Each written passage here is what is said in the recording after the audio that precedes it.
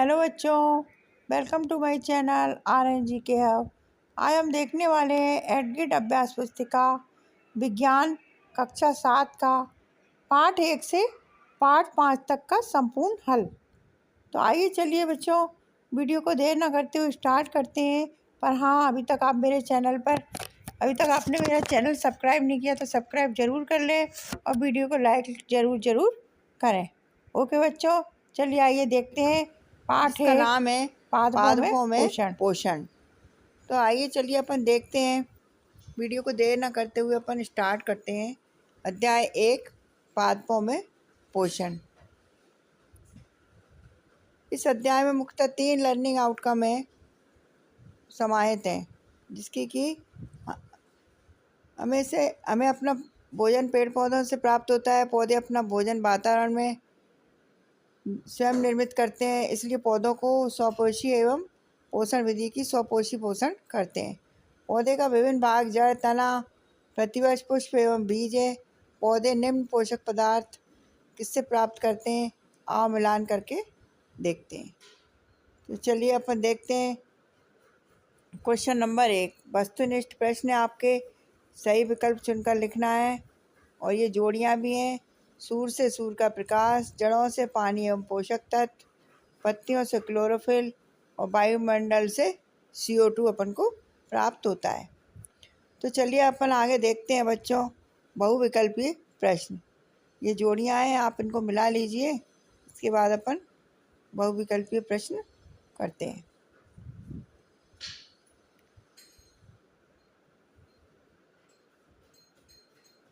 प्रश्न नंबर 1 है, जैसा कि हम जानते हैं कि हरे पौधे जल, क्लोरोफिल और कार्बन डाइऑक्साइड द्वारा सूर्य के प्रकाश की उपस्थिति में प्रकाश संश्लेषण की क्रिया करते हैं। प्रकाश संश्लेषण की क्रिया के पश्चात बनने वाले उत्पाद युग्म क्या हैं? तो आप इसमें ऑप्शन डी पे राइट लगाइए, कार्बोहाइड्रेट प्लस ऑक्सीजन। इसमें 4 ऑप्शन दिए हैं, इसमें डी वाला राइट आंसर है, कार्बोहाइड्रेट प्लस ऑक्सीजन।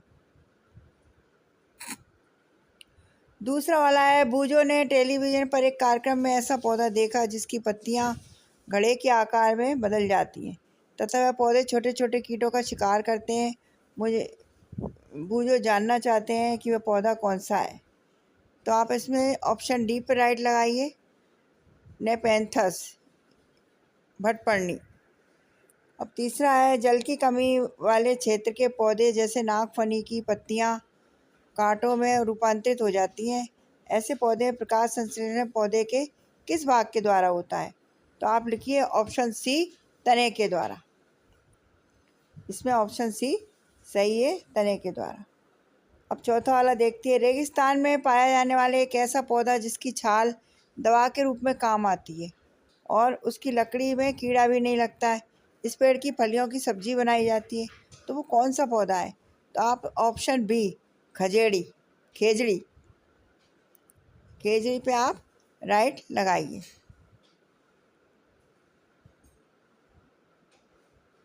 अब अपन पांचवा वाला देखते हैं। मैं एक पाइप जैसी संरचना हूँ और विशेष कोशिकाओं में बनी हूँ। मेरा मुख्य कार्य पादपों में मृदा में जल और पोषक तत्वों का परिवहन करता है। बताओ मैं कौन हूँ? Option B, xylem. इसमें आप ऑप्शन बी लगाइए, जाइलम। इस तरीके से आपके ये बहुविकल्पीय क्वेश्चन 5 पूरे हो गए हैं। अब अपन देखते हैं रिक्त स्थान।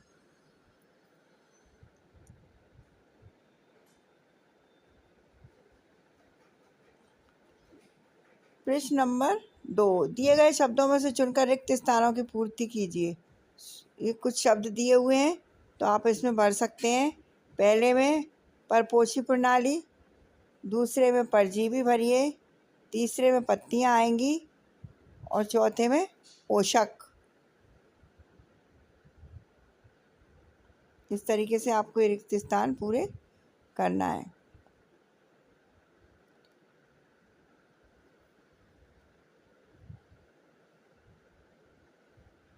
और 5वें में बच्चों सूर्य आएगा। सभी जीवों को जीवन यापन के लिए ऊर्जा की आवश्यकता होती है और ऊर्जा का सबसे बड़ा और प्राकृतिक स्रोत क्या है? सूर्य। तो अपन इसमें सूर्य भरेंगे।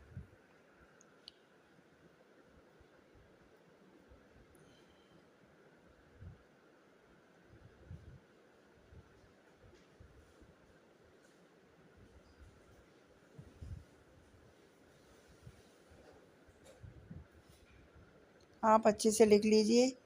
चैनल को अभी तक आपने सब्सक्राइब नहीं किया है तो सब्सक्राइब ज़रूर कर लें। इससे आने वाले सारे वीडियो को नोटिफिकेशन सबसे पहले आप देख पाएंगे। अब आती लघु उत्तरीय प्रश्न। प्रश्न नंबर 2 क्या है? क्या हरे पौधे सूर्य के प्रकाश के बिना अपने भोजन का निर्माण कर सकते हैं? यदि नहीं तो क्यों? नहीं। आप लिखेंगे नहीं। हरे पौधे सूर्य के प्रकाश के बिना अपने भोजन का निर्माण नहीं कर सकते। इसका कारण यह है कि पौधों में प्रकाश संश्लेषण की प्रक्रिया होती है जो सूर्य के प्रकाश पर निर्भर होती है। और प्रश्न नंबर 3 है, स्वयं संश्लेषित विधि से क्या अभिप्राय है? स्वयं संश्लेषित विधि से क्या अभिप्राय है?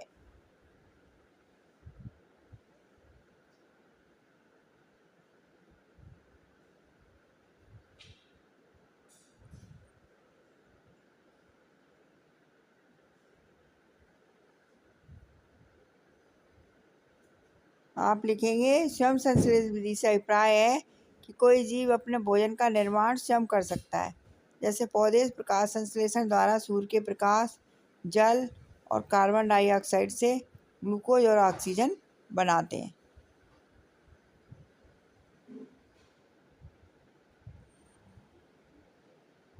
अब अपन देखते हैं प्रश्न नंबर 4। जड़ द्वारा अवशोषित जल एवं खनिज पत्ती तक किस प्रकार पहुँचते हैं? आप लिख दो। जड़ द्वारा अवशोषित जल एवं खनिज पत्ती वाहिकाओं द्वारा पहुँचते हैं। ये वाहिकाएं नली के समान होती हैं और जड़ तना शाखाओं एवं पत्तियों तक फैली होती हैं। पोषकों को पत्तियों तक पहुँचने के लिए ये वाहिकाएं एक सतत मार्ग बनाती हैं। ठीक है बच्चों, इस तरीके से आप कर सकते हैं। वीडियो अच्छी लगी हो तो लाइक ज़रूर कर लीजिए, इससे हम लोगों का भी मनोबल बढ़ता है। और हाँ, मेरे वीडियो आप किस क्षेत्र से देख रहे हैं यह भी मेरे को बताइए। अब अपन देखते हैं प्रश्न नंबर 5। बूझो जानना चाहता है कि मृत जीवी में प्राणियों के समान मुख नहीं होता। मृत जीवी में प्राणियों के समान मुख नहीं होता और ना ही ये किसी के समान होते हैं। तो फिर ये अपने जीवन यापन हेतु पोषण कैसे प्राप्त करते हैं? मृत जीव जैसे फफूंद सेप्रोट्रॉफिक पोषण द्वारा जीवन यापन करते हैं। वे एंजाइम स्रावित कर मृत जैविक पदार्थों को विघटित करते हैं और फिर अवशोषित करते हैं। इस प्रकार वे बिना मुख के पोषण प्राप्त करते हैं।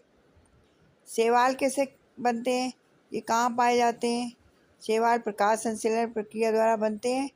इसमें वे सूर्य के प्रकाश, कार्बन डाइऑक्साइड और पानी का उपयोग करके ग्लूकोज और ऑक्सीजन का उत्पादन करते हैं। शैवाल मीठे जल, खारे जल, आर्द्र भूमि और विभिन्न सतहों जैसे पेड़ों की छाल और पत्तों पर पाए जाते हैं। अपन देखते हैं क्वेश्चन नंबर 7। आपने देखा होगा धरती में बरसात में छोटे छोटे छतरी नुमा हुए आते हैं, उसी को अपन बोलते हैं। अब अपन देखते हैं लघु उत्तरीय प्रश्न। प्रश्न नंबर 7। कुछ पौधे कार्बोहाइड्रेट के अलावा प्रोटीन एवं वसा जैसे अन्य खाद्य पदार्थों का भी संश्लेषण करते हैं। प्रोटीन संश्लेषण के लिए आवश्यक तत्व नाइट्रोजन पौधे किस प्रकार प्राप्त करते हैं? तो आप लिखो, पौधे प्रोटीन के लिए नाइट्रोजन को विभिन्न प्राकृतिक स्रोतों से प्राप्त करते हैं, जैसे कि मृतजीव, मृदा और वायुमंडल से अणुओं के रूप में।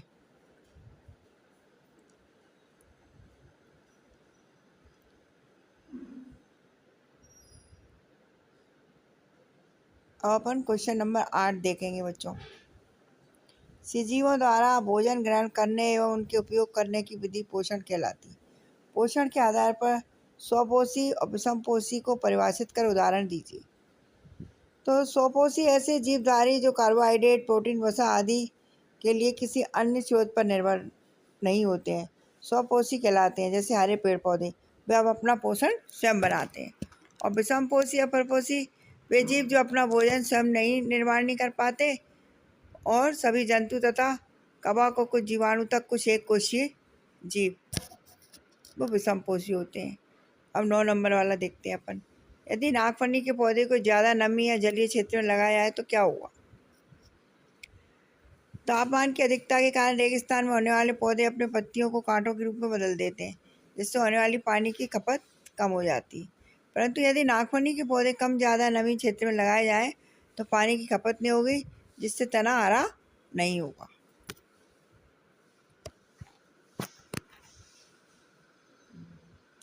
प्रश्न नंबर 10। बूझो अपने खेत में कुछ वर्षों से लगातार एक ही फसल को बुआई करता आ रहा है।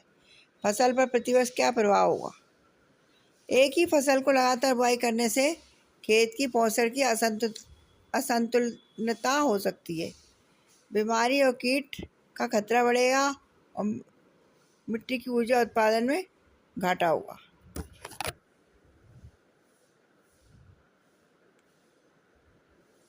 आप आराम से लिख लीजिए, कोई जल्दी नहीं है। अब प्रश्न नंबर 11। उपरोक्त दिए गए चित्र को देखकर बताइए कि प्रकाश संश्लेषण की क्रिया किस पत्ती में हो रही है। ये तो जाहिर किसी बात है कि ग्रीन कलर की पत्ती में प्रकाश संश्लेषण की क्रिया हो रही है। हरी पत्ती में होगा प्रकाश संश्लेषण, क्योंकि इसमें क्लोरोफिल होता है जो सूर्य के प्रकाश को अवशोषित करता है। लाल पत्ती में क्लोरोफिल की कमी के कारण यह प्रक्रिया नहीं हो सकती। पत्तियों में क्लोरोफिल होता है। अब अपन देखते हैं दीर्घ उत्तरीय प्रश्न। राइजोबियम जीवाणु से आप क्या समझते हैं? यदि राइजोबियम जीवाणु नष्ट हो जाए तो मृदा पर क्या प्रभाव पड़ेगा?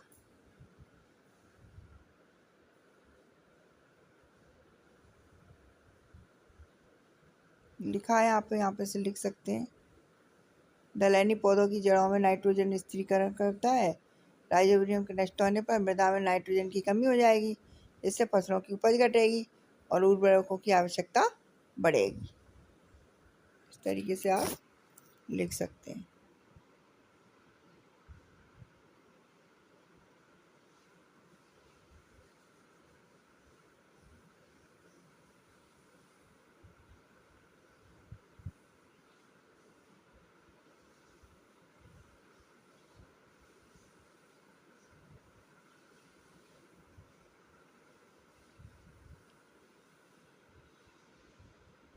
प्रश्न नंबर अपन देखते हैं 13 का आ।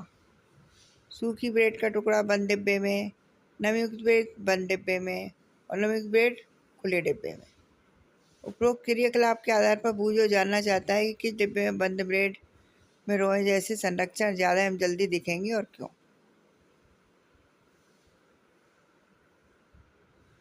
नमीयुक्त ब्रेड खुले डिब्बे में सबसे जल्दी फफूंद जैसी संरचना दिखेगी। इसका कारण यह है कि नमी और हवा दोनों मिलकर फफूंद के विकास के लिए अनुकूल वातावरण प्रदान करते हैं। बंद डिब्बे की तुलना में खुले डिब्बे में हवा का संपर्क अधिक होता है, जिससे फफूंद जल्दी पनपती है।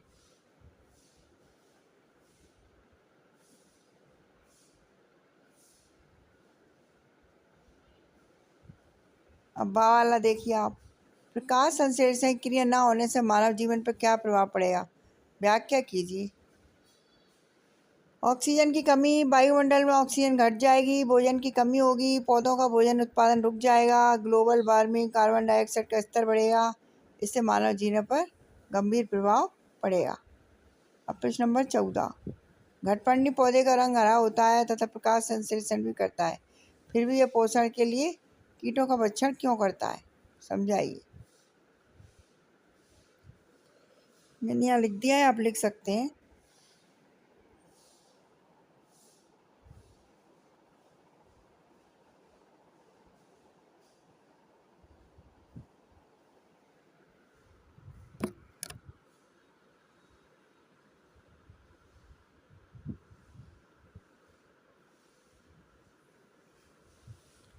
अब बा वाला देखिए। घटपर्णी पौधा किस प्रकार कीटों का भक्षण करता है? विस्तार से समझाइए।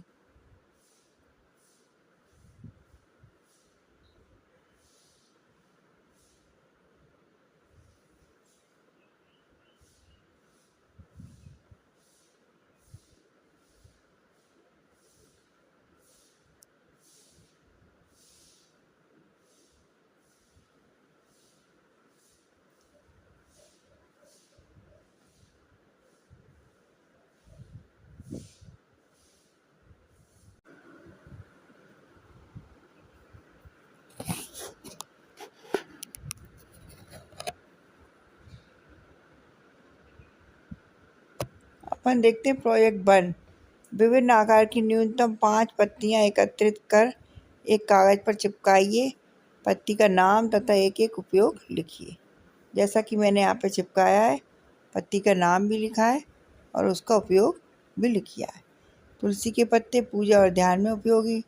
नीम पत्ती औषधीय गुणों से भरपूर है। अमरूद पत्ती पेट दर्द में लाभकारी है। नीलगिरी पत्ती सर्दी जुकाम के लिए अच्छी है और पुदीना पत्ती पाचन में मदद करती है। और प्रोजेक्ट 2। अपने परिवेश में उपलब्ध कोई 5 फलों के बीज एकत्रित कर कागज पर चिपकाइए और बीज किस प्रकार प्राप्त हुए उस फल का नाम लिखकर चित्र बनाइए। जैसे आम फल का चित्र बना दिया, पपीता फल का चित्र बना दिया, अनार फल का चित्र बना दिया।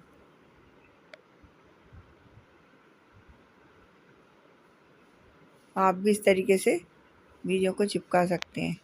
सेब, उसका भी फल का चित्र बना दिए। नहीं, अगर आप पे बीज उपलब्ध नहीं है तो आप इनको चित्र भी लगा सकते हैं। जैसे चीकू का चित्र लगा दिया, इधर बीजों का चित्र लगा दिया। ओके बच्चों, थैंक यू फॉर वॉचिंग। विज्ञान कक्षा 7 का अध्याय 2। विषय विज्ञान कक्षा 7 का अध्याय 2, जिसका की नाम है प्राणियों में पोषण का संपूर्ण हल। अपन देखते हैं इस वीडियो के माध्यम से।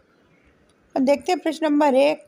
सही विकल्प, वस्तुनिष्ठ प्रश्न दिए हुए हैं, सही विकल्प चुनकर लिखिए। तो इसका सही आंसर है ORS का घोल। इसका सही आंसर है ORS का घोल। और प्रश्न नंबर 2 में आएगा रासायनिक पाचन। ऑप्शन बी सही है, रासायनिक पाचन।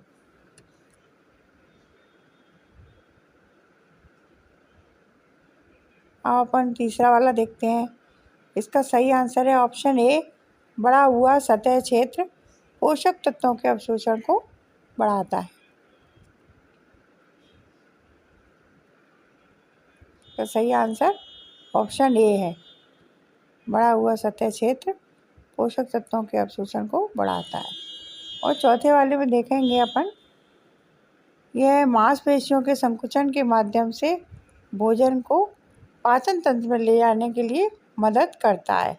अर्थात ये मतलब ऑप्शन डी पे आप राइट लगाइए और इसी को आप लिखिए उत्तर में। और पांचवा वाला देखते हैं अपन।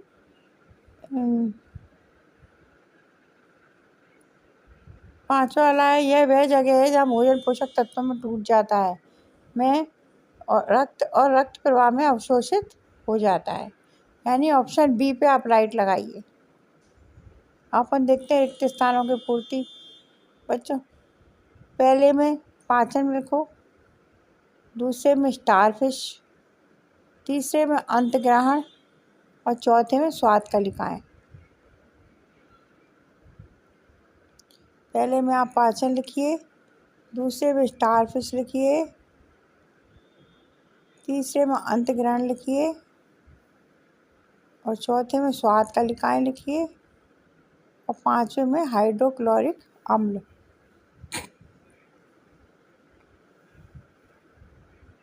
इस तरीके से आपके रिक्त स्थान पूरे हो गए। अब अपन क्वेश्चन देखते हैं। अति लघु उत्तरीय प्रश्न है जिसका आंसर है नंबर 1 अंतग्रहण, नंबर 2 पाचन, नंबर 3 अवशोषण, चौथे पे स्वांगीकरण और पांचवें पे निष्कासन। इस तरीके से अपन को ये जमाना है। नंबर 3 है, पित्त कहाँ निर्मित होता है? पित्त यकृत में निर्मित होता है तथा एक थैली में संग्रहित होता रहता है, पित्ताशय में। इस थैली का नाम है पित्ताशय।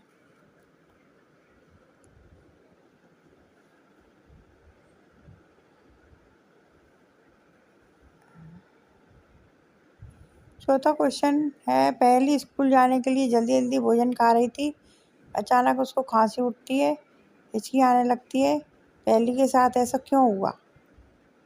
तो मैंने लिखा है, आप लिखो ऐसा क्यों हुआ। अब प्रश्न नंबर 5 देखते हैं अपन। भोजन हमारे लिए क्यों आवश्यक है? भोजन हमारे लिए आवश्यक है क्योंकि यह ऊर्जा और पोषक तत्व प्रदान करता है। जो शरीर की वृद्धि, विकास और मरम्मत में मदद करते हैं। यदि अपन भोजन नहीं करेंगे तो क्या होगा? अपन को ऊर्जा नहीं मिलेगी, अपना शरीर काम नहीं करेगा। इसलिए भोजन हमारे लिए अत्यंत आवश्यक है। अब प्रश्न नंबर 6 देखते हैं अपन। रोटी के टुकड़े को जब आप मुंह से चबाते हैं तो वह कुछ समय बाद मीठी लगने लगती है। क्यों? क्योंकि रोटी के मंड पर लार में उपस्थित टाइलिन एंजाइम क्रिया करता है। टाइलिन मंड को माल्टोज शर्करा में बदल देता है, जिससे रोटी मीठी लगने लगती है। अपन देखेंगे लघु उत्तरीय प्रश्न। प्रश्न नंबर 7।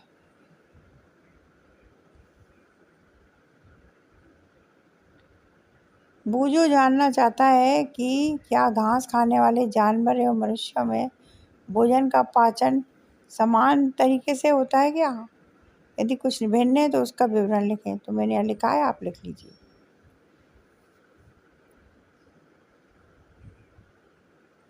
इनका भोजन जानवर और मनुष्य का पाचन समान नहीं होता।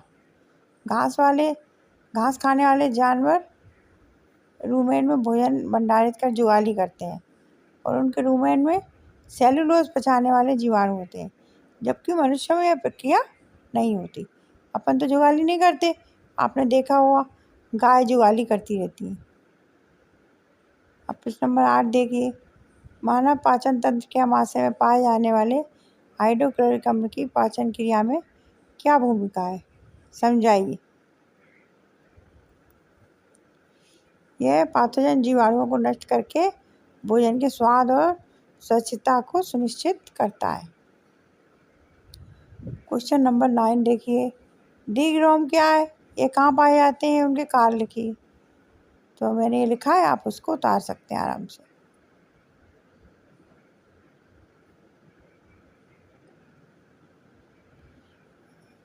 अभी तक आपने मेरे चैनल को सब्सक्राइब नहीं किया तो सब्सक्राइब जरूर कर लीजिए। इससे आने वाले सारे नए वीडियो सबसे पहले आप ही देख पाएंगे। अब 10वां क्वेश्चन देखते हैं। यदि मनुष्य के रत्नक दांत न हो तो क्या होता? रत्नक दांतों का मुख्य कार्य होता है भोजन को चबाना और काटना, यानी डाढ़, जिसे अपन डाढ़ बोलते हैं। इनके बिना मांस और कठोर खाद्य पदार्थों को चबाने में कठिनाई हो सकती है, जिससे पाचन और पोषण पर असर पड़ सकता है। इसलिए ये भी जरूरी थे। 11वां प्रश्न है। दूध के दांत तथा स्थायी दांत में क्या अंतर है? दूध के दांत शैशव काल में निकलते हैं और लगभग 8 वर्ष की आयु में गिर जाते हैं, और स्थायी दांत इनके स्थान पर बढ़ते हैं और उनके पूरे जीवन तक बनाए रखना पड़ता है। यदि एक बार टूट गया तो फिर ये नहीं आता है। अब दीर्घ उत्तरीय प्रश्न देखिए। मानव पाचन तंत्र का नामांकित चित्र बनाइए, उसके मुख्य भागों के नाम लिखिए। तो जैसे मैंने ये चित्र बनाया, इस तरीके से आप बना सकते हैं। अपनी बुक में देख के भी बना सकते हैं आप, बुक में भी दिया ही है।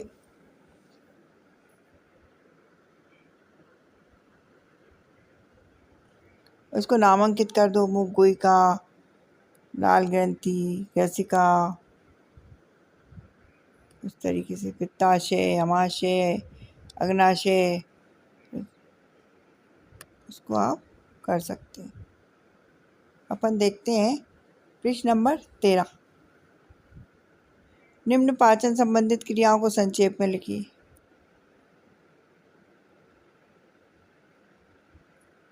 आहार को शरीर के अंदर लेने की क्रिया अंतःकरण कहलाती है और भोजन का अंतःकरण मुख द्वार के द्वारा होता है। अवशोषित स्वांगीकरण क्या होता है? अवशोषित पदार्थ का स्थानांतरण रुधिर वाहिकाओं द्वारा शरीर के विभिन्न अंगों तक होता है तथा उनका उपयोग जटिल पदार्थों को बनाने में किया जाता है, उसे स्वांगीकरण कहते हैं। जो अपनी प्रश्न नंबर 14 है। जलाशयों में पाए जाने वाला एक कोशिकीय और अमीबा की पाचन क्रिया का चित्र सहित नामांकित कीजिए। इस चित्र को आप बना लीजिए।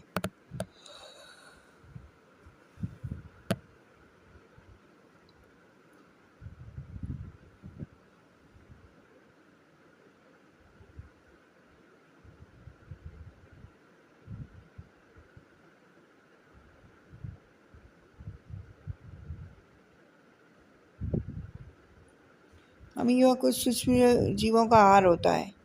जब उसे भोजन का आभास हो रहा है तो ये खाद्य कणों के चारों ओर पदार्थ विकसित करके उसे निकाल लेता है। खाद्य पदार्थ उसकी खाद्य पानी में फंस जाते हैं। खाद्य दानी में ही पाचक रस स्रावित होते हैं। खाद्य पदार्थ पर क्रिया करके उन्हें सरल पदार्थ में बदल देते हैं। दांतों की व्यवस्था में विभिन्न प्रकार के दांतों के नामांकित चित्र एवं कार्य लिखिए। इस तरीके से आप दांतों का चित्र बना दें और उनके कार्य तो आपको पता ही है, दांत किस काम आते हैं।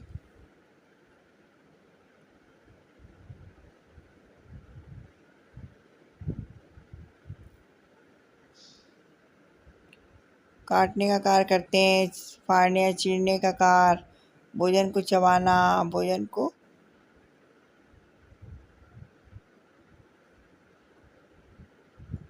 अब प्रश्न नंबर 15 देखो, ग्रशिका में भोजन की गति का नामांकित चित्र बनाइए। तो ये मैंने यहाँ बनाया है, ये आप बना सकते हैं देख के। इसको नामांकित कर दो, भोजन, ग्रशिका, आमाशय, इस तरीके से आपको करना है। अब घास खाने वाले जंतुओं के पाचन का नामांकित चित्र बनाइए। तो गाय का मैंने बनाया है, देखो आप इसका आप बना सकते हैं देख के। अब प्रोजेक्ट है ये, प्राणायाम क्यों आवश्यक है? क्योंकि ये शरीर को और मानसिक स्वास्थ्य को बेहतर बनाता है। शारीरिक और मानसिक स्वास्थ्य को बेहतर बनाता है, तनाव, चिंता और अवसाद को कम करता है, एकाग्रता और स्मृति में सुधार करता है, आध्यात्मिक विकास में मदद करता है। इसलिए प्राणायाम आवश्यक है। अब प्रोजेक्ट नंबर 2 देखते हैं अपन। धूम्रपान रोकने हेतु एक नारा लिखिए।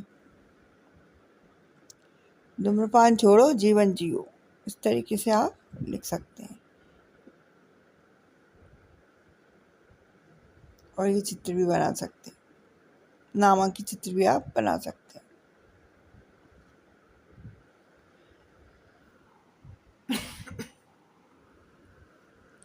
अब प्रोजेक्ट 2 है, जीवन रक्षक घोल मतलब ORS घोल बनाने की विधि और उसका उपयोग। हमारे शरीर में पानी की कमी की पूर्ति करने के लिए हमको ORS का घोल लेना पड़ता है। ठीक है बच्चों, इस तरीके से आपका ये पार्ट पूरा हो रहा है। और आपको वीडियो अच्छी लगी हो तो लाइक ज़रूर कीजिए। हाँ, चैनल को सब्सक्राइब ज़रूर कर लीजिए, इससे आप सारे वीडियो सबसे पहले देख पाएंगे। ओके बच्चों, thank you for watching. Part अध्याय 3 जिसका नाम है, चलिए आइए देखते हैं, वस्तुनिष्ठ प्रश्न देखते हैं। क्वेश्चन नंबर 1, इसमें सही विकल्प चुनकर लिखिए। तो क्वेश्चन है, आप बर्फ़ के टुकड़ों को गर्म पानी के गिलास में डालिए, निम्न में से ऊष्मा प्रवाह की दिशा को सही दर्शाता है। तो आप इस पर बी पे राइट लगाइए। ऑप्शन बी, पानी से बर्फ़ के टुकड़े की ओर।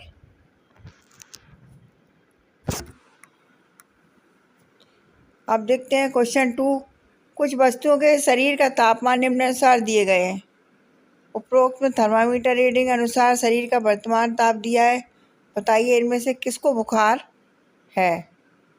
तो आप लिखिए ऑप्शन भेड़ और खरगोश, ऑप्शन सी पे राइट लगाइए और लिखिए भेड़ और खरगोश को।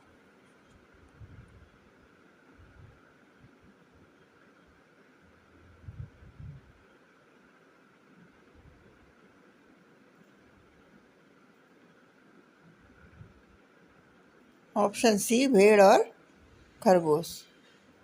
चलिए अपन आगे देखते हैं क्वेश्चन नंबर 3।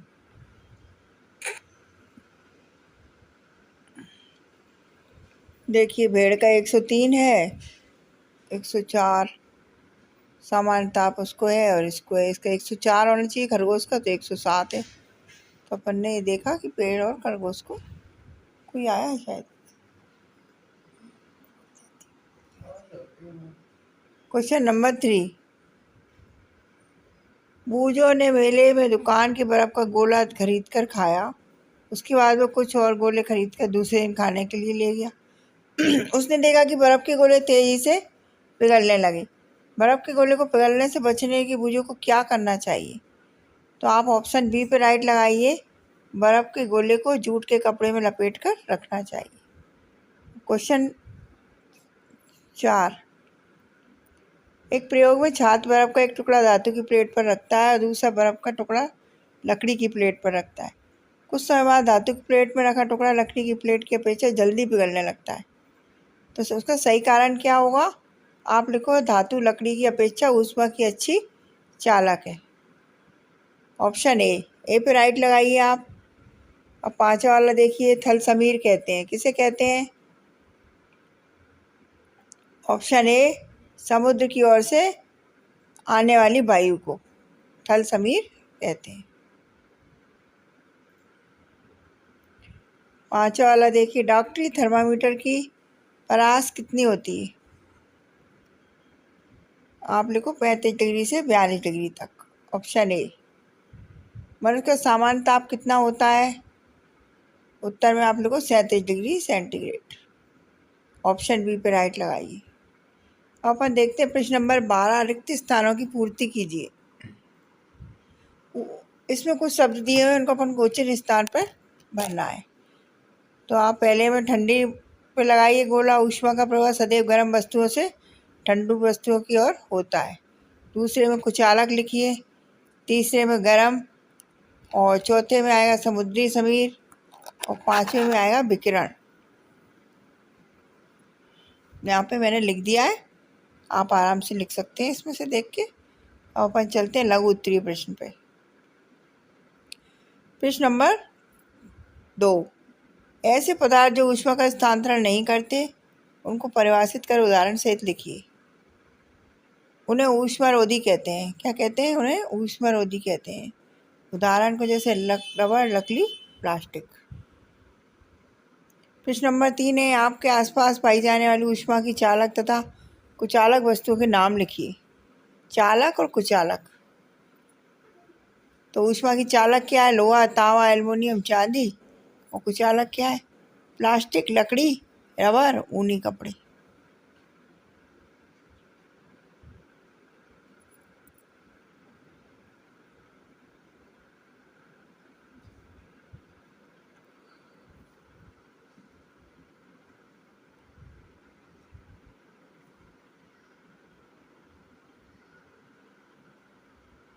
प्रश्न नंबर 4 देखिए, क्या डॉक्टर थर्मामीटर में पारा धातु के स्थान पर अन्य धातुओं का उपयोग किया जा सकता है? यदि हाँ तो क्यों, और नहीं तो क्यों? तो आप लिखें हाँ। पारे की जगह अल्कोहल या डिजिटल सेंसर का उपयोग किया जा सकता है, क्योंकि पारा जहरीला और पर्यावरण के लिए बहुत हानिकारक होता है। और प्रश्न नंबर 5 है, क्या डॉक्टरी थर्मामीटर द्वारा बर्फ के टुकड़े का तापमान मापा जा सकता है? यदि हाँ, यदि नहीं तो क्यों? नहीं मापा जा सकता, क्योंकि इसकी रेंज 35 डिग्री सेंटीमीटर से 42 डिग्री सेंटीमीटर होती है, और जबकि बर्फ़ का तापमान 0 डिग्री सेंटीग्रेड होता है। अपन देखते हैं प्रश्न नंबर 6।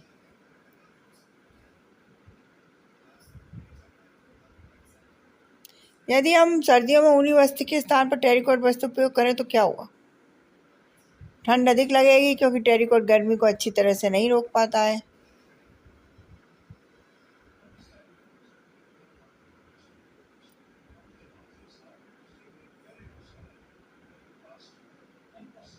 लघु उत्तरीय प्रश्न, कागज के बने प्याले में पानी गर्म करने पर कागज नहीं जलता, क्योंकि पानी गर्म हो जाता है। क्यों? जब कागज के प्याले में पानी गर्म किया जाता है तो ऊष्मा चालन द्वारा पानी में चली जाती है, जिससे कागज का तापमान ज्वलन तापमान तक नहीं पहुंचता और कागज नहीं जलता। अपन देखते हैं प्रश्न नंबर 8। काले रंग का कपड़ा जल्दी सूख जाएगा, क्योंकि गहरे रंग के वस्त्र अधिक ऊष्मा अवशोषित करते हैं। काले रंग के कपड़े जैसे कि सफ़ेद ऊष्मा का कम अवशोषण करते हैं, उसे परिवर्तित कर देते हैं। इस तरीके से आप लिख सकते हैं। मैंने लिख दिया है सब, आप देख के लिख सकते हैं। वीडियो को रोक के आराम से देख के लिख लीजिए, कोई जल्दी नहीं है। नवा वाला देखिए, गर्म दूध का ताप मापने के लिए क्या प्रयोगशाला थर्मामीटर के स्थान पर डॉक्टरी थर्मामीटर उपयोग किया जा सकता है? यदि हाँ तो क्यों, और नहीं तो क्यों? नहीं किया जा सकता क्योंकि केवल 35 डिग्री सेंटीमीटर पानी तक तापमान मापता है, जो शरीर के तापमान के लिए उपयुक्त है। गर्म दूध का तापमान इससे अधिक होता है और थर्मामीटर में पारा फट सकता है, इसलिए अपन गर्म दूध में नहीं नाप सकते।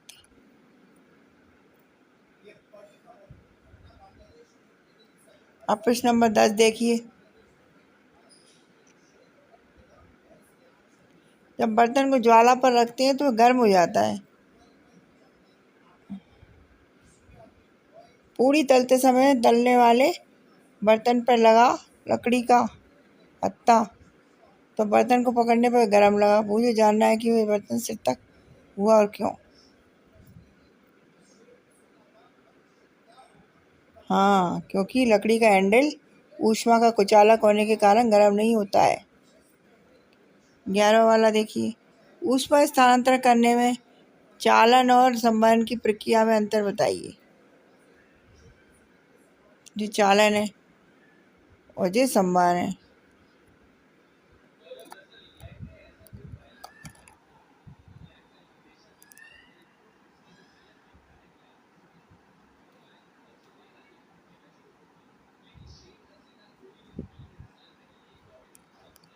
अब दीर्घ उत्तरीय प्रश्न देखिए, अधिक सर्दियों में आप एक मोटे कंबल या एक के ऊपर एक जुड़े दो पतले कंबल में से किसका चुनाव करेंगे और क्यों? कारण स्पष्ट बताइए।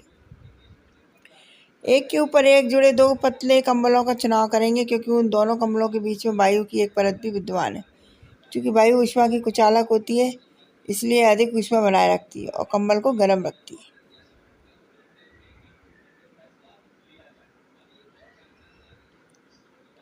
बा वाला है, क्या ऐसे भवनों का निर्माण संभव है जिसमें मौसम के अनुसार प्रभाव ठंडा या गर्म ना हो? हाँ, ऐसे भवन बनाना संभव है। आप इसको देख के लिख लीजिए।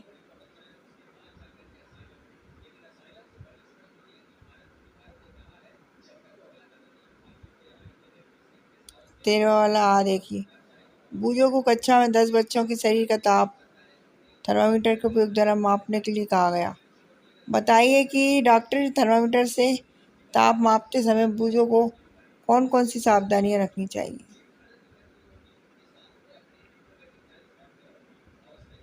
धोना चाहिए, थर्मामीटर का ताप 35 डिग्री से नीचे होना चाहिए, थर्मामीटर को पढ़ते समय पारे का तल दृष्टि रेखा की सीध में होना चाहिए, बल्ब नहीं पकड़ना चाहिए।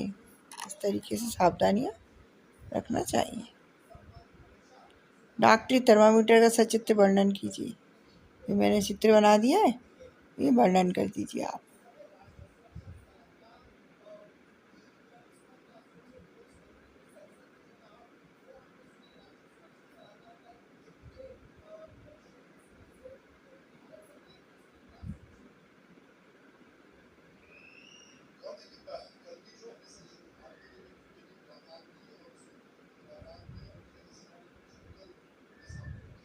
चित्र है इसका, डॉक्टरी थर्मामीटर। अब 14 वाला देखिए, समुद्र समीर तथा थल समीर को सचित्र समझाइए। समुद्र की ओर से स्थल भाग की ओर चलने वाली वायु समुद्र समीर कहलाती है और थल समीर स्थल भाग से समुद्र की ओर चलने वाली वायु थल समीर कहलाती है। ये समुद्र समीर का चित्र है और ये थल समीर का चित्र है।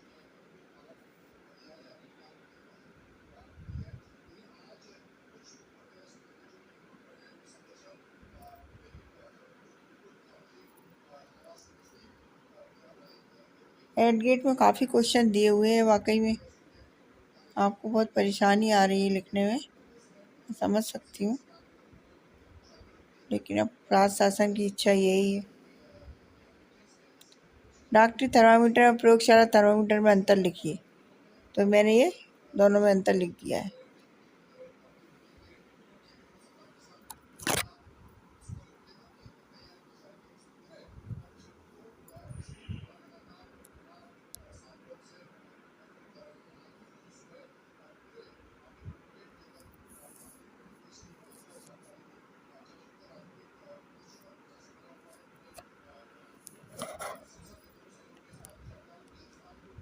प्रोजेक्ट कार आ गया। अंकीय थर्मामीटर की सहायता से अपने 10 मित्रों के शरीर का तापमान नोट कीजिए। एक तरफ आप अपने मित्रों का नाम लिख लीजिए और एक तरफ इधर थर्मामीटर से तापमान लिख लीजिए। राहुल, स्नेहा, आर्यन, नंदिनी, करण, अंजलि, विवेक। क्लास के अपने फ्रेंडों के कोई भी 10 नाम आप लिख सकते हैं।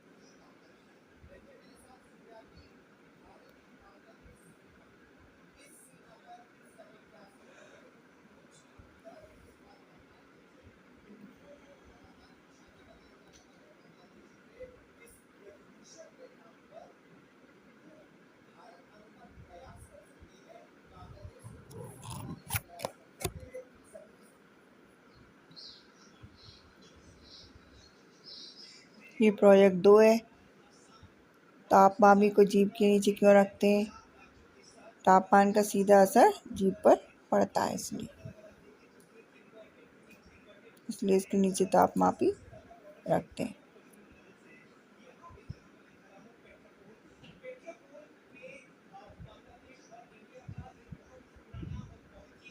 इस चा को हटा के आप सीधा लिख सकते हैं। चा हो गया है, धा कर दीजिए उसको।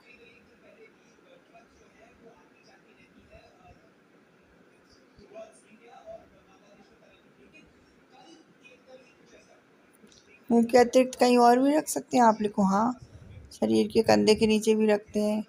शरीर के विभिन्न भागों का तापमान समान है, अलग अलग है। भागों का ताप भिन्न भिन्न अलग अलग होता है। ठीक है बच्चों, ओके, यहाँ आपका पाठ पूरा होता है। Thank you for watching.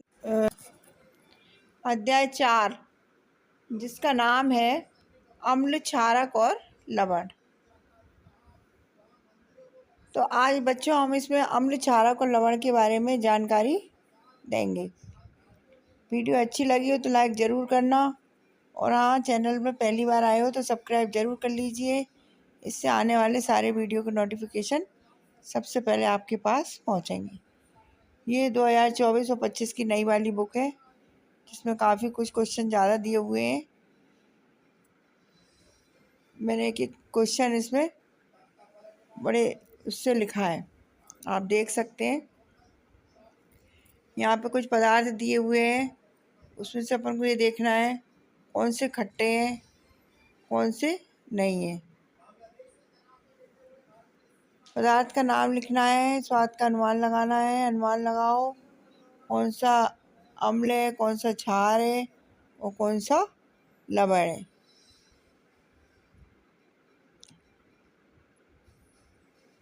जैसे कि उपरोक्त सूची में से कोई भी 5 पदार्थ चुनकर आप उस पदार्थ के स्वाद के अनुसार लगाओ, उसके सामने सही का निशान लगाओ। जैसे नींबू का रस कैसा है? खट्टा है, अम्ल है। संतरे का रस भी खट्टा है, अम्ल है। खाने का सोडा कड़वा है तो लवण है। अंगूर खट्टा है। इस तरीके से आप कर सकते हैं। अब अपन देखते हैं क्वेश्चन नंबर 1, वस्तुनिष्ठ प्रश्न। सही विकल्प चुनकर लिखना है। चींटी के काटने पर वे हमारे शरीर में कौन सा अम्ल छोड़ती है? तो आप लिखाइए ऑप्शन बी, फार्मिक अम्ल। वे पदार्थ जिनका स्वाद खट्टा होता है, ऐसे पदार्थों की रासायनिक प्रकृति होती है अम्लीय। ऑप्शन ए सही है। अब देखते हैं अपन क्वेश्चन 3। पाचन से बचने के लिए हम दूध या मैग्नीशियम या मिल्क ऑफ मैग्नीशियम का उपयोग करते हैं। वह प्रति अम्ल। सी पे आप लगाइए प्रति अम्ल। और चौथा है, गुड़ैल के पुष्प की पंखुड़ियों का बना सूचक अम्लों के साथ रंग देते हैं, कैसा? गहरा गुलाबी। 5वां है, जो विलयन लाल अथवा नीले लिटमस रंग को परिवर्तित करते हैं वे होते हैं उदासीन विलयन। अब देखिए, रिक्त स्थानों की पूर्ति कीजिए। पहले में अम्लीय आएगा, दूसरे में दही में लैक्टिन अम्ल होता है। आसुत जल की प्रकृति उदासीन होती है, तीसरे में उदासीन आएगा। और चौथे में ऐसे पदार्थ जिनका स्वाद कौन कसैला होता है वे क्षारक होते हैं, क्षारीय होते हैं, क्षारक लिखो। और 5वें लवण और जल। अम्ल और क्षारक एक दूसरे को उदासीन करके लवण और जल बनाते हैं। अब अति लघु उत्तरीय प्रश्न में देखिए, सिरका और पालक में कौन से अम्ल पाए जाते हैं? सिरका में एसिटिक अम्ल और पालक में ऑक्सैलिक एसिड। और प्रश्न नंबर 3 है, यदि मृदा क्षारकीय है तो उसमें क्या मिलाया गया है इससे मृदा में अंत निर्मुक्त हो जाए? यदि मृदा क्षारकीय हो तो उसमें जैव पदार्थ मिलाएं ताकि ये मृदा में अम्ल निर्मुक्त कर सकें जो क्षारीय प्रकृति को उदासीन कर दें। चौथा वाला है, इसका उत्तर लिख लीजिए आप। रंग परिवर्तन न होने से आशय या तो यह विलयन क्षारीय है या उदासीन। पांचवा वाला है, कपड़ों पर लगे हल्दी के रंग की साबुन से धोने पर लाल हो जाता है, स्पष्ट बताइए।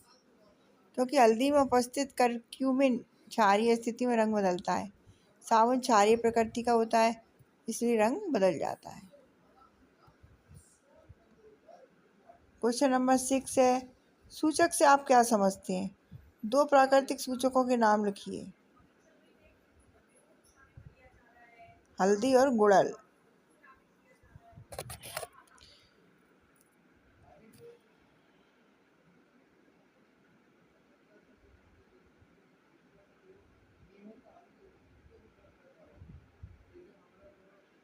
सातवां वाला लघु उत्तरीय प्रश्न है, कारखानों के अपशिष्ट को जलाशय में प्रवाहित करने से पहले उदासीन न किया जाए तो प्रकृति पर क्या प्रभाव पड़ेगा?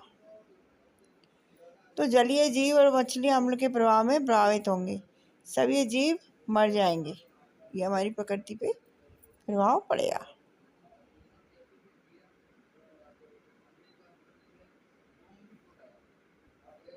आठवां क्वेश्चन है, अम्लीय विलयन से हल्का गुलाबी रंग का विलयन कैसे प्राप्त करेंगे?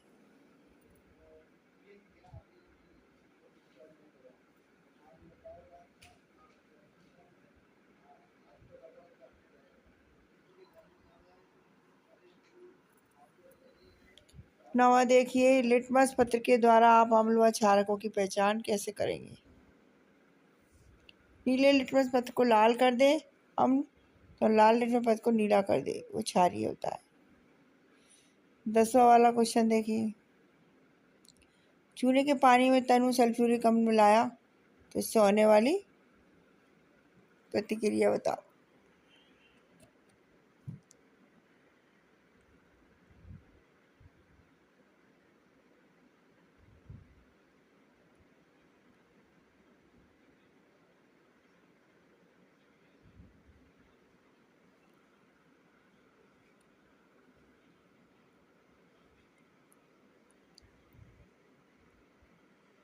ग्यारहवा देखिए आप, निम्न तालिका को पूर्ण कीजिए। कैल्शियम हाइड्रोक्साइड चूने का पानी किसमें पाया जाता है? चूने के पानी में। अमोनियम हाइड्रोक्साइड क्लीनर में।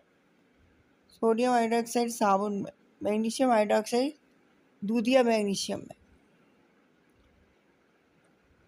अब दीर्घ उत्तरीय प्रश्न देखिए बच्चों, अम्लीय वर्षा से आप क्या समझते हैं? किस कारण होती है? इसके हानिकारक प्रभाव लिखिए। आप देख सकते हैं, लिख सकते हैं, इसमें मैंने सारे क्वेश्चन सॉल्व कर दिए हैं आप लोगों के लिए। 13, जब चींटी काटती है तब हमारी त्वचा पर इसका क्या प्रभाव पड़ता है? चींटी के डंक से त्वचा पर होने वाली दुष्प्रभाव को कैसे बचाया जा सकता है?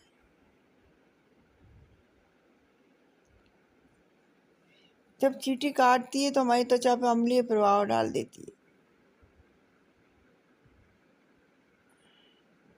अम्ल और क्षार में अंतर बताइए। अम्ल खट्टे होते हैं, क्षार कड़वे होते हैं।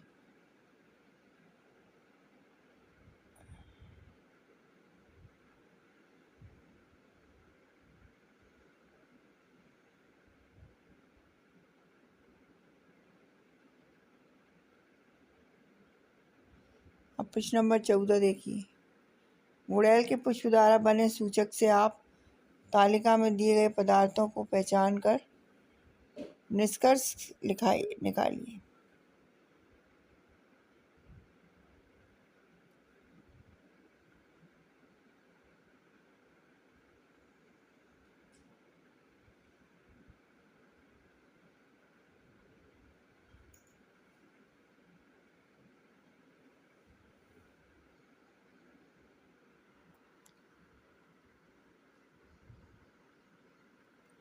अब प्रश्न नंबर 14 देखिए।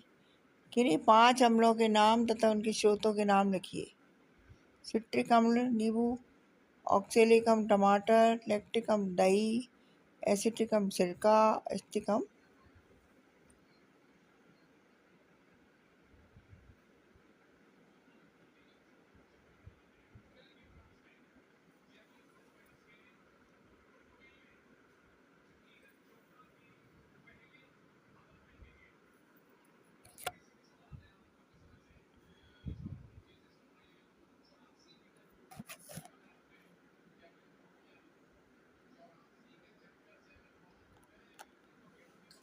प्रश्न नंबर 15, दैनिक जीवन में उदासीनीकरण के उदाहरण लिखिए।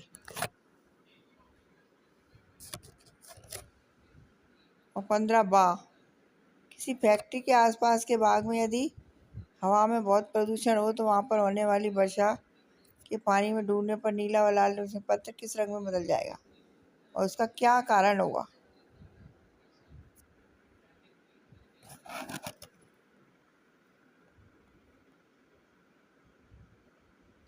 अब आप देखिए प्रोजेक्ट 1।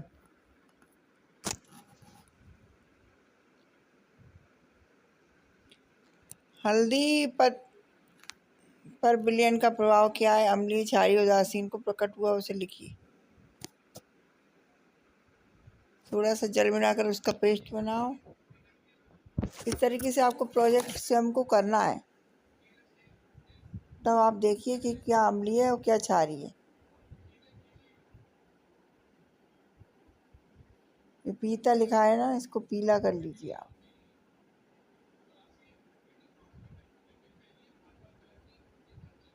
आपके घर में पाए जाने वाले कोई 5 अम्लीय एवं 5 क्षारीय पदार्थों के नाम लिखो।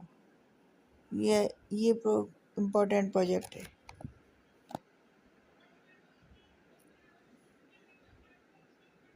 नींबू, सिरका, दही, टमाटर, संतरा, ये सब आपके घर में पाए जाते हैं। ये सब अम्लीय है।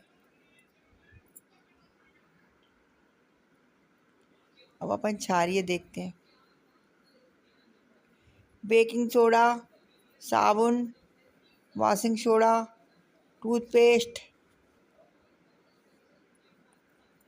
नीम का तेल, ये सब क्षारीय है।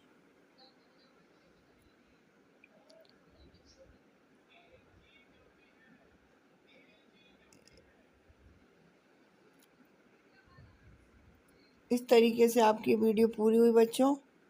वीडियो अच्छी लगी हो तो लाइक ज़रूर कीजिए। Okay, thank you. भौतिक एवं रासायनिक परिवर्तन। तो आइए हम देखते हैं अध्याय 5 भौतिक एवं रासायनिक परिवर्तन का संपूर्ण हल।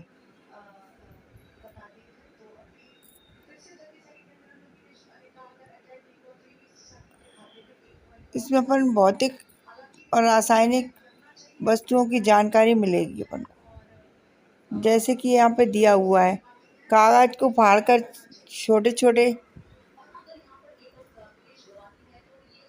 टुकड़े करना भौतिक परिवर्तन है। बर्फ का पिघलना भौतिक परिवर्तन। मोमबत्ती का जलना रासायनिक परिवर्तन।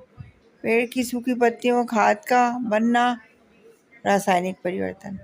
पटाखे का जलना भौतिक परिवर्तन। लकड़ी के गट्ठे के छोटे छोटे टुकड़े करना भौतिक परिवर्तन। इस तरीके से आप यहाँ पे राइट और रॉन्ग लगा सकते हैं। लोहे में जंग लगना रासायनिक परिवर्तन। गैल्वेनीकरण रासायनिक परिवर्तन। खाने का पकना रासायनिक परिवर्तन। कटे सेब का खुला रखने पर लाल होना रासायनिक परिवर्तन। चूल्हे के पानी का दूधिया होना भौतिक परिवर्तन। मोम का पिघलना भौतिक परिवर्तन। इस तरीके से अपन ने राइट रॉन्ग सब पे लगा दिए बच्चों। और अपन देखते हैं वस्तुनिष्ठ प्रश्न। सही विकल्प चुनकर लिखिए। पहला है, सेब, बैंगन एवं आलू को काटकर वायु में खुला छोड़ने पर भूरे रंग में परिवर्तित हो जाता है। आपने देखा होगा आलू का कलर चेंज हो जाता है। तो वे वातावरण की ऑक्सीजन से क्रिया करते हैं। आप ऑप्शन बी पे राइट लगाइए। और दूसरा है, लोहे पर जिंक की परत चढ़ने का प्रक्रम गैल्वेनाइजेशन कहलाता है। ऑप्शन बी पे राइट लगाइए। लोहे में कार्बन, क्रोमियम, निकल, मैंगनीज मिलाकर एक मिश्र धातु बनाते हैं, इसमें जंग नहीं लगती। वह मिश्र धातु है स्टेनलेस स्टील। स्टील में कभी जंग नहीं लगती है। निम्न में से रासायनिक परिवर्तन का उदाहरण है प्रकाश संश्लेषण। डी पे राइट लगाइए आप। प्रकाश संश्लेषण। आगे चलते हैं। वायुमंडल की वह परत जो सूर्य के प्रकाश में उपस्थित हानिकारक पराबैंगनी विकिरण में हमें बचाती है, वह ओजोन परत। ऑप्शन बी पे राइट लगाइए, ओजोन परत। अब प्रश्न नंबर 2, रिक्त स्थानों की पूर्ति कीजिए। यहाँ पे अपन को ये देखना है कौन सा परिवर्तन हो रहा है इसमें। तो आप पहले में लिखिए रासायनिक, दूसरे में लिखिए हानिकारक, तीसरे में भौतिक, और चौथे में क्रिस्टलीकरण, और पांचवें में ऑक्सीजन एवं जल।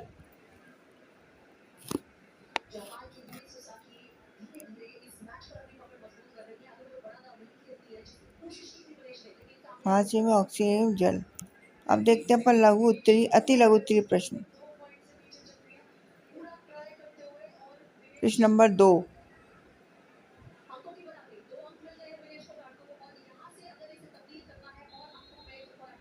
चमकदार श्वेत लौह के साथ मैग्नीशियम रिबन का दहन होता है, मैग्नीशियम ऑक्साइड पदार्थ होता है। ये इसका आंसर है। और 3 का आंसर है हम पीवीसी पाइप का उपयोग करेंगे क्योंकि ये पानी में रसायन नहीं छोड़ता और जनकों का जोखिम कम होता है। इस तरीके से आपके 3 प्रश्न हो गए हैं। अब प्रश्न नंबर 4 देखते हैं। इसका उत्तर लिखो आप। कार्बन डाइऑक्साइड की मौजूदगी के कारण दूधिया हो जाता है। किस क्रिया में रासायनिक परिवर्तन हुआ है?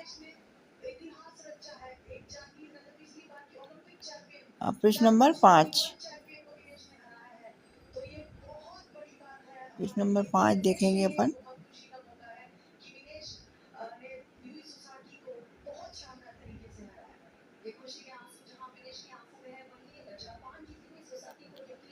आप ये कैसे कह सकते हैं कि फलों का पकना एक रासायनिक परिवर्तन का उदाहरण है? फलों का पकना एक रासायनिक परिवर्तन क्योंकि इसमें शर्करा का निर्माण, रंग परिवर्तन, गंध और स्वाद में बदलाव, कोशिकाओं का विघटन जैसी रासायनिक प्रतिक्रियाएं शामिल होती हैं। और 6वें प्रश्न है, पानी के उबलने पर भाप में बदलना एक भौतिक परिवर्तन है।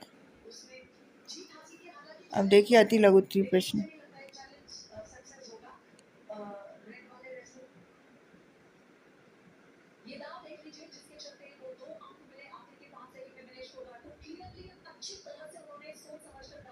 सातवां और 8वां आप स्वयं लिख सकते हैं। भौतिक और रासायनिक परतों में अंतर स्पष्ट कीजिए। यहाँ आपको अंतर लिखना है दोनों में।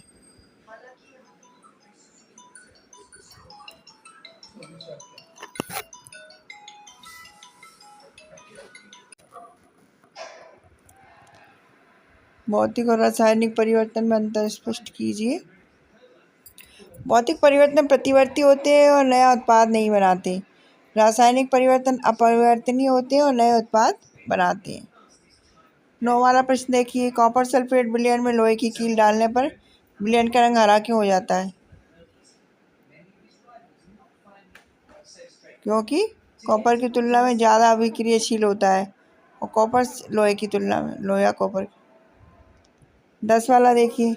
रासायनिक परिवर्तन में उत्पाद बनने के अतिरिक्त कौन कौन सी घटनाएं हो सकती हैं? लिखिए।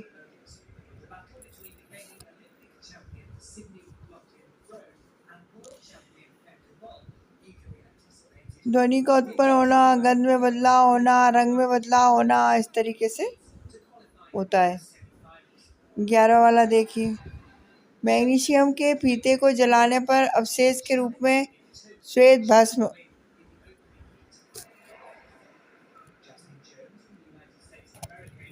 किस प्रकार का परिवर्तन है? ये स्पष्ट कीजिए। दीर्घ उत्तरीय प्रश्न है 12वां। लोहे में जंग लगने के लिए आवश्यक परिस्थितियां क्या हैं? रासायनिक समीकरण द्वारा जंग लगने की प्रक्रिया को स्पष्ट करें।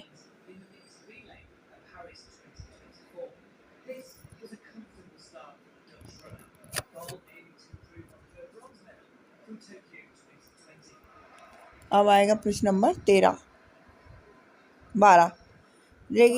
12 का बा।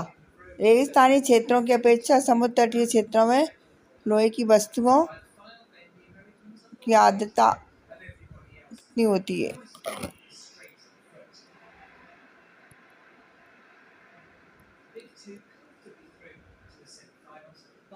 प्रश्न नंबर 13, किसी पदार्थ के शुद्ध क्रिस्टल उनके विलयन से प्राप्त करने की कौन सी विधि है? कॉपर सल्फेट के क्रिस्टल कैसे बनते हैं, समझाइए।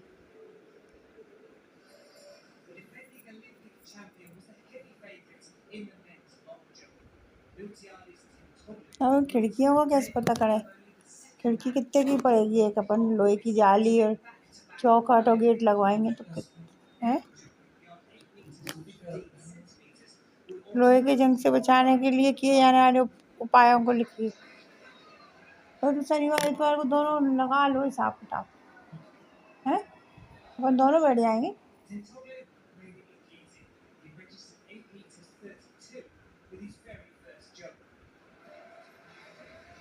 प्रोजेक्ट कार्ड देखिए। प्रोजेक्ट 1, अपने आसपास होने वाले 10 परिवर्तनों की सूची बनाते हुए उन्हें भौतिक तथा रासायनिक परिवर्तन में वर्गीकृत कीजिए तथा होने वाले परिवर्तन का कारण स्पष्ट कीजिए।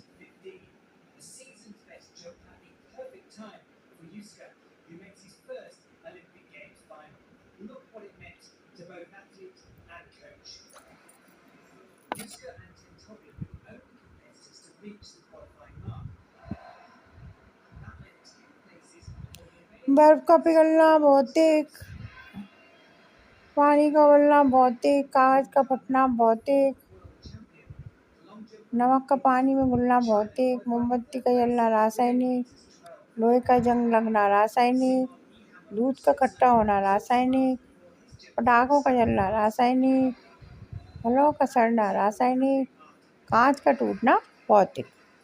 प्रोजेक्ट नंबर 2, शक्कर के पानी से शक्कर कैसे निकालोगे? प्रक्रिया का चित्र सहित वर्णन करो। शक्कर के पानी से शक्कर कैसे निकालोगे?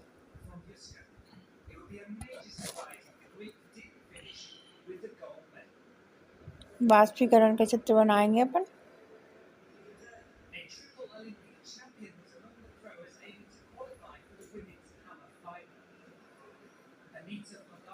चलिए ठीक है बच्चों, okay, thank you for watching.